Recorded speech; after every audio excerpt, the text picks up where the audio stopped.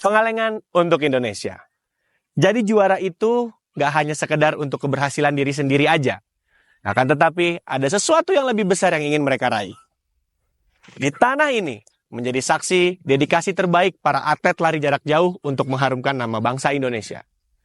Pengalengan menjadi simbol dedikasi dan perjuangan bersama untuk memberikan langkah juara yang terbaik untuk Indonesia.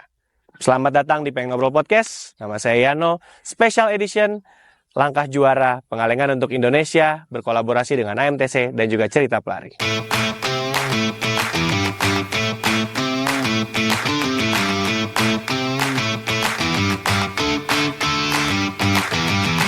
Kita di Pengen Ngobrol Podcast Special Edition Langkah Juara Pengalengan untuk Indonesia berkolaborasi dengan AMTC dan juga Cerita Pelari. Dan kali ini tamunya sangat spesial sekali. Waduh, spesial banget nih. Oke. Seorang pelari jarak jauh Indonesia satu-satunya yang mewakili Indonesia di Olimpiade tahun 96. Wah. Coach Ethel Hudson. Waduh, Coach, sebuah kehormatan bisa ngobrol sama Coach. Waktu itu rasanya gimana, Coach, mewakili Indonesia buat Olimpiade untuk nomor maraton? Bebannya tuh kayak apa, Coach? Pertama, ya sebagai atlet kita pasti bangga karena dari sekian negara, karena waktu itu kita maraton, untuk masuk maraton itu kita dikasih limit waktu itu kita dikasih limit 2 jam 22. 2 jam 22. Waktu sebelum itu ya, sebelum Olimpiade 96, jadi kita dikasih waktu 2 jam 22. Kebetulan kita lolos waktu 2 jam 21:11. Tipis ya? Tipis sekali. Tipis. Tapi perjuangannya itu. Waktu itu latihannya pun juga di Pengalengan? Ya, kita persiapan di Pengalengan dan di Lembang. Jadi persiapan karena trek. Waktu itu kan kita tidak ada trek. Waktu itu malah nggak ada trek. Kita mesti harus turun ke Bandung, Oke. balik lagi ke Pengalengan. Jadi kalau kita mau latihan trek seperti gini, Turun di kita Lembang. mesti turun ke Bandung atau kita ke Lembang. Waduh, gitu. itu bolak-balik juga Balik. udah. Bahkan fasilitas ini belum Ada ini. Masih Lapangan babakan itu belum ada. Babakan masih lapangan bola seperti begini. Jadi tidak ada treknya. Waduh. Dan ketika di sana melihat, pasti pengen ada penerusnya. Tapi sampai saat ini setelah Coach Ethel masih belum ada lagi kan, setahu saya ya. Ya, belum ada. Masih belum ada lagi. Belum ada. Kenapa ya, Coach? Maksudnya kalau Coach lihat dari 90-an sampai sekarang jaraknya ini lumayan lama nih, Coach, gitu loh. Hampir berapa ya? Berapa puluh Wah, tahun itu? 27 Ya. tahun bisa dibilang ya. 27 27 tahun. Apa sih, Coach, kalau Coach Ethel melihat gitu, kok belum ada lagi nih yang dari Indonesia yang mewakili Indonesia untuk di Olimpiade gitu, untuk nomor, ya let's say untuk nomor jarak jauh maraton. Ya. Mestinya sebenarnya kalau lihat pertama fasilitas ya. Kalau fasilitas sekarang itu dibandingkan kita dulu tuh hebat sekarang. Fasilitasnya sudah ada. Mungkin kendalanya kita persiapan kita. Persiapan. Ya. Seberapa penting, Coach, persiapan itu buat seorang atlet untuk bisa menjadi juara gitu? Nah, yang pertama, kalau maraton mesti harus persiapannya harus panjang. Dan nggak bisa dia hitungan misal 3 bulan, 4 bulan. Dia harus mesti panjang, 1 tahun, 2 tahun, 3 tahun. Karena dia prospek kita karena kita bicara limit waktu untuk masuk Olimpiade. Nah, itu kendala yang pertama. Yang kedua, mungkin kita setiap kalau pelatnas, kalau kita dulu kita pelatnas tuh lapisan ada, lapisan 1, kedua, ketiga, itu mesti ada. Nah, kendala yang sekarang kadang-kala yang lapisan pertamanya aja. Nah, itu yang memberatkan ketika nanti dia perlombaan besar untuk mempushnya. Nah, itu kendalanya kita. Jadi harus ada tingkatan lapisannya. Lapisannya. Pertama, kedua, ketiga untuk memotivasi kita yang mau lolos untuk di lapisan pertama. Oke. Kalau Coach melihat sekarang situasi di Pengalengan di sini ya, kita bisa melihat sekarang atlet-atlet pun semua latihan di sini gitu ya. Pelatnas atau mungkin yang ada mau Platda, yang mau Power Prof, yang mau apa gitu. Seberapa besar Coach Ethel itu melihat potensi Pengalengan untuk bisa mengharumkan nama bangsa di kemudian hari gitu. Ya, memang diharapkan karena di sini pusat pelatihan nasional, Ya. diharapkan adalah atlet-atlet dari Pengalengannya yang muncul. Nah, mestinya itu harus ada. Karena kalau tidak ada rugi sekali kita. Ya. Ya, terutama penduduk yang di sini.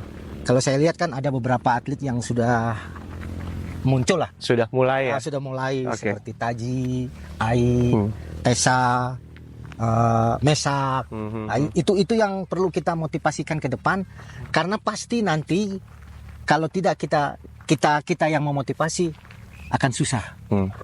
Susah berkembangnya. Dan kalau saya mau boleh nambahin coach, kayaknya kan yang harus terlibat nggak cuman yang di Pengalengan. Oke, ya. Itu dia kenapa perlu ada pihak-pihak luar yang ikut terlibat dan membantu juga, karena kan kalau ingin menciptakan seorang juara nggak cukup cuman juaranya si juara itu sendiri aja yang. Nah, peranan apa dari pihak luar yang Coach Ethel harapkan untuk bisa kita menciptakan juara-juara selanjutnya gitu coach? Let's say ada berikutnya yang bisa lolos limit untuk mewakili Indonesia di Olimpiade, penerusnya Coach Ethel Hudson ya gitu. Iya. Jadi memang kalau sebuah ini kan kita kalau atlet kan seperti tim gitu. Ya. Mesti harus ada yang satu dengan yang lain harus ada mendukung. Contohnya kalau misalnya pelatih, terus ada atlet juga, terus ada lingkungan kita juga di sana. Terus bagaimana motivasi kita yang teman-teman kita, terus pendukung-pendukungnya ini yang memotivasi kita. Jadi harus kita kerja bareng lah. Nggak bisa atletnya kerja, pelatihnya kerja, tapi organisasinya juga harus mendukung itu. Itu yang mesti harus dikuatkan dari kita. Oke. Harapannya Coach Ethel nih, dan juara itu menurut Coach Ethel Hudson yang sudah mewakili Indonesia ke Olimpiade itu apa Coach? Ya, juara itu kan tidak semua orang yang bisa juara. Nah, itulah kebanggaan kita sebagai atlet ketika kita misalnya naik podium, bendera merah putih berkibar, disitulah kita merasakan bahwa kita juara itu bukan bagi kita sendiri tapi negara kita. Dan di mana-mana ketika kita lagu Indonesia Raya itu kan hanya kepala negara, terus kita sebagai atlet itu kebanggaan kita. Nah, itu yang memotivasi kita supaya ke depan atlet-atlet kita bisa terus ada pengganti. Jangan sampai maraton ini sampai nanti 3-4 tahun ke depan atau 5 tahun ke depan tidak ada yang lolos. Sayang sekali, fasilitas sudah ada. Ya. Pembinaan sudah ada, sebenarnya tinggal kerjasamanya. Tinggal kerjasama. Menurut Coach Ethel, jadi salah satu faktor untuk kita menciptakan juara itu adalah kerjasama juga Iya, diperlukan. kerjasama. Kalau tidak ada kerjasama akan susah kita untuk menciptakan juara. Karena juara itu tidak dia berjalan sendiri, tapi harus ada dukungan dari semua pihak gitu. Entah kita swasta, klub, semuanya menopang semua. Mudah-mudahan ini menjadi sebuah informasi yang bisa memotivasi semua supaya kita bisa, paling nggak kita bisa melihat di dalam waktu dekat tuh ada the next pelari jarak jauh Indonesia di maraton yang mewakili Indonesia untuk Olimpiade gitu. Oke, ya. Saya paham Coach Ethel pasti bangga banget kalau ada yang berikutnya bisa mewakili Indonesia. Mudah-mudahan ke depan, karena ini kan tahun depan Olimpiade 2024. Mudah-mudahan 4 tahun ke depannya lagi. Prediksi Coach Ethel 4 tahun lagi. 4 tahun ke depan. Kita lihat Coach ya. Kita lihat Coach. Saya merasa terhormat sekali bisa ngobrol sama Coach Ethel. Ini juga pertemuan, kita baru ketemu pertama kali di sini ya. Pertama kali di sini. Ya, saya juga sangat senang sekali bisa kembali ke Pengalengan. Ini tempat yang menurut saya istimewa sekali, bisa berinteraksi dengan para juara di sini. Apalagi ketemu dengan Coach Ethel Hudson juga. Terima kasih. Sehat-sehat selalu Coach, sukses selalu. Terima kasih. Saya merasa terhormat banget ngobrol sama Coach Ethel. Kita nanti ngobrol-ngobrol lagi lah ya.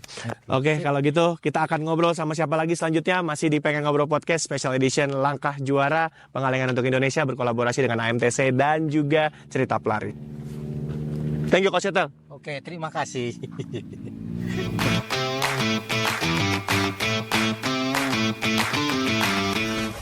Ya, Waduh, gimana Pengalengan?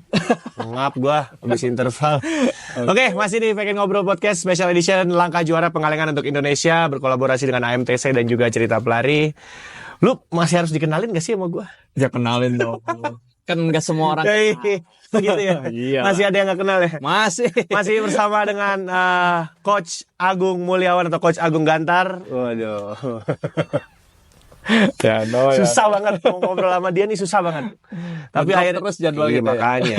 Jadi akhirnya gue yang sambangin aja ke Pengalengan gitu kan, gitu. Anyway, obrolan ini sebenarnya udah gue simpen lama nih ya kan. Kenapa lu bikin AMTC sih sebenarnya waktu itu? Kalau AMTC ya karena kepikiran aja Berarti gitu lo bikin berdasarkan keresahan kan? Iya, jadi kepikiran bahwa kan banyak atlet-atlet nasional itu di Pangalengan ya berlatihnya. Nah, tapi kok nggak ada anak Pangalengan asli gitu bisa menjadi atlet nasional. Padahal kan tempatnya udah ibaratnya mencukupi lah. Segala fasilitas ada gitu kan, bisa pakai yang tempat-tempat di mana atlet-atlet nasional berlatih kayak gitu.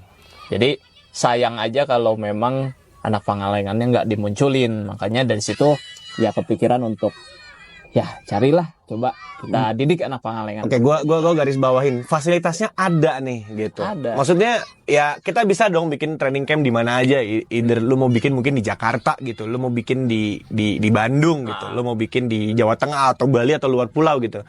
Kenapa lu memilih Pengalengan gitu? Maksudnya menurut seorang pengamatannya Agung Gantar gitu ya. Maksudnya seada apa sih? Maksudnya seideal apa sih Pengalengan itu untuk Ya yang pertama kan karena latihan gitu. sayanya sendiri kan tinggal di sini, ya kan? Dekat dari rumah Anda. Iya, TC, Oh, kebetulan TC. TC kan. Oh, iya. Waktu dulu belum punya rumah di sini. Oke. Ya, tapi waktu itu kan TC. TC-nya kan di Pangalengan dan kebetulan jadi asisten pelatihnya Bapak Wita Witarsa waktu itu, salah satu pelatih nasional kita. Nah, kemudian kan nggak mungkin sayanya di Pangalengan terus bikin apa ibaratnya klub lagi itu di luar Pangalengan. Nah, kontrolnya kan nggak bisa. Jadi ya udah kita bikin di Pangalengan. Tapi selain itu juga ya karena satu lihat sendiri alamnya gimana. Pengap. Jadi ini Gue kan taunya pengapnya aja nih. dataran Tapi, tinggi, iya. dataran tinggi, terus kan baca-baca referensi gitu kan, lihat pelari-pelari internasional, ternyata kan semua berlatih di dataran tinggi gitu kan, yang juara-juara dunia kayak gitu. Jadi ya tempat ini ideal gitu untuk kita bisa ibaratnya mencari bibit dan membina untuk menjadi berprestasi. Berapa MDPL sekarang? Ini 1.500. 1.500. Maksudnya nih gue sebagai segmen mendang-mending ya kan, pengen nanya kenapa harus di dataran tinggi latihannya gitu. Satu kan oksigennya tipis, jadi kita bisa memacu sistem kardiovaskularnya untuk berkembang lebih cepat gitu, lebih baik dan lebih kuat. Nah kemudian juga tahu sendiri di sini kan cuacanya, suhunya kan adem ya kan, jadi kita bisa latihan dengan waktu yang memang ya mau agak siang boleh, mau lebih pagi boleh, jadi kan nggak terhalang oleh cuaca panas gitu, sehingga hidrasi juga bisa tetap terjaga kayak gitu. Nah terus mencari bibit dari Pengalengan itu sendiri gitu. Bagaimana prosesnya mencari waktu itu? Mencari ya pertama ngajak-ngajak dulu yang pasti, karena kunci daripada kita bisa dapetin bibit adalah ngelihat dia suka apa enggak dengan olahraga tersebut. Nah, misalkan sepak bola, mungkin semua anak-anak Pangalengan udah seneng semua sepak bola. Tapi kalau lari, itu kan nggak semuanya suka lari. Walaupun itu mudah dilakukan, tapi ngelihat latihannya kan ibaratnya membosankan gitu kan. Iya. Nggak mudah Pak. Tapi makanya kita nyarinya yang suka dulu. Makanya kita ajak-ajak dulu aja. Suka lari gak? Kalau suka mau latihan gak? Mau berprestasi gak? Ayo latihan sama saya gitu. Sejauh ini gimana lu melihatnya? Berarti ini AMTC udah berjalan berapa tahun? AMTC udah dari 2018. 2018, oke. Berarti mau 5 tahun. Oke, minat anak-anak Pengalengan itu sendiri sekarang gimana? Minatnya alhamdulillah udah semakin terbuka ya pandangannya, karena beberapa atlet kita kan udah juga juara, kemudian diundang ke acara-acara desa kayak gitu. Terus Sampai dapat segitu sekarang. penghargaan. Iya, jadi terus kan mereka juga kan punya media sosial lah rata-rata anak-anak Pangalengan juga kan. Jadi mereka lihat, loh ini anak Pangalengan nih gitu kan. Oh. Dapat penghargaan, masuk TV segala macam. Nah, itu jadinya mereka termotivasi lah. Paling tidak udah ada harapan yang terbuka gitu. Betul. Ya. Senang banget sih gue ngeliatnya. Siap. Gitu. Dan terus kalau harapan untuk jangka panjangnya seorang Agung Gantar gitu, apa sih yang bisa Pangalengan kasih untuk Indonesia gitu?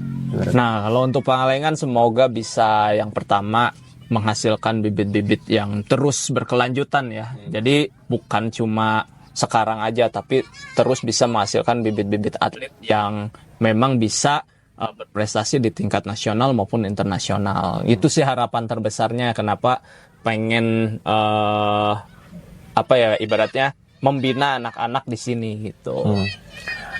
Apakah ini proses yang dilakukan dalam jangka waktu tertentu atau memang ini tuh masih panjang banget gitu? Perjalanannya masih panjang banget dan apakah hanya orang-orang di sini aja yang terlibat menurut lo gitu? Pengennya jangka panjang dan jangan sampai berhenti karena memang beberapa daerah juga sebelum adanya AMTC misalkan itu sebenarnya udah punya klub-klubnya masing-masing, klub-klub larinya masing-masing, tapi karena pendirinya mungkin meninggal dunia atau punya pekerjaan di lain tempat. Nah itu berhenti. Tapi kalau saya pengennya ini nggak berhenti sampai ya mungkin sayanya nanti meninggal dunia atau sayanya juga tidak di Pangalengan lagi gitu kan. Ini tidak berhenti, terus berlanjut. Makanya bukan hanya atlet yang kita bina. Apaan aja? Pelatihnya juga kita bina. Ada sekarang? Iya. Gitu. Pelatih bahkan pengurusnya kita ajarin gitu untuk bisa terus memanage klub dan juga terus menghasilkan atlet-atlet yang berprestasi melalui pelatih-pelatih yang juga berprestasi. Bicara soal pembinaan gitu, kalau lari, ya kalau latihan lari ya kita udah bicara wajib lah pastilah lo harus tahu ilmu tentang lari gitu, lo harus coba lari gitu. Menurut lo selain dibina dari sisi fisik itu apalagi yang harus dibina untuk menciptakan ya paling nggak generasi penerus dan ya bisa kita bilang juara-juara selanjutnya lah gitu dari Pangalengan? Banyak sih ya, sebenarnya soft skill yang lain yang harus dimiliki atlet itu juga penting, kayak misal ilmu komunikasi, kemudian juga ya memanage diri maupun memanage keuangannya. Apa sih istilahnya tuh kalau manajemen ya? Manajemen financial management lah gitu kan, karena banyak juga ya mungkin atlet-atlet yang dulu ada beberapa pelajaran yang kita dapat ketika berprestasi kan bergelimang harta lah gitu kan. Tapi ya investasi jangka panjang mereka gitu.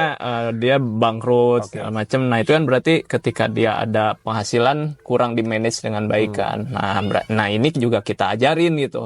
Biar cuma bukan di lapangan aja dia tahu bekerja keras di lapangan, tapi juga setelah nanti dia berhenti pensiun misalkan jadi atlet, mau jadi apa lagi itu kan harus kita ajarin dari sekarang kayak gitu. Berarti ini satu paket yang memang melingkupi bisa semua. Ini kayak kalau gue bilang kayak pembinaan kehidupan lah. Oh iya betul. Nemu lah gue istilah yang pas ya, gitu loh. Ya. Dan menurut seorang Agung Mulyawan, juara itu apa sih? Juara itu bisa mengalahkan diri sendiri. Itu seorang juara menurut saya. Kenapa harus diri sendiri? Kan kita berkompetisi dengan yang lain. Iya, karena kan gini, kalau di atletik kan nomornya individu. Ya ini bisa mengajarkan kita bahwa alangkah lebih baik kita lebih baik dari hari kemarin daripada kita membandingkan diri kita dengan orang lain kayak gitu. Kalau merangkai kata-kata Pak Agung ini jagonya. Oke, kalau gitu terima kasih banyak Bapak Agung Mulyawan. Kita mau lanjut kulineran dulu di Pangalengan karena di sini bukan hanya latihan lari tapi kulinernya juga banyak. Iya. Tempat wisatanya juga oke. Jadi kapan lagi bisa berwisata bersambil olahraga di tempatnya para atlet ya. Kalau gitu gua Yano sebagai host pamit undur diri dulu, sampai berjumpa di konten berikutnya di Pengen Ngobrol Podcast edisi spesial langkah juara Pangalengan untuk Indonesia, kolaborasi dengan AMTC dan juga cerita pelari. I'll see you guys on the next video. Bye-bye. Bye-bye.